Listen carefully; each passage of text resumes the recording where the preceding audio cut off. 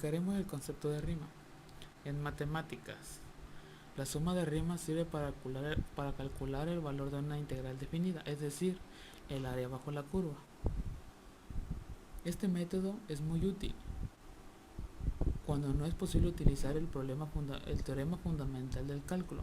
Estas sumas toman su nombre del matemático alemán Bernhard Riemann.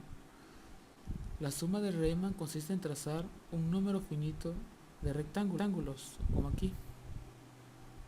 Un ejemplo, dentro de un área regular, o sea, el área del sombreado, que sería de aquí a acá. Calcular el área de cada uno de ellos y sumarlos. Tenemos que calcular el área de cada rectángulo y sumar todo. El problema de este método de integración numérica es que al sumar las áreas se obtiene un margen de error muy grande. Bueno, consideremos lo siguiente. Una función f en d, donde d es el subconjunto de números reales. A y b, un intervalo cerrado contenido en d.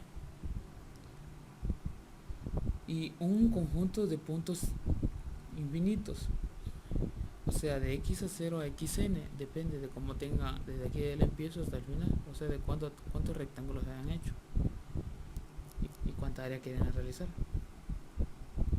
O sea, entonces, para poder calcular el área debajo de la curva, necesitamos crear una función.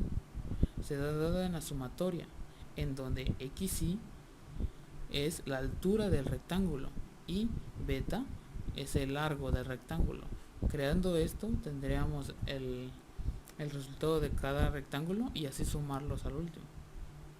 Ese sería el concepto.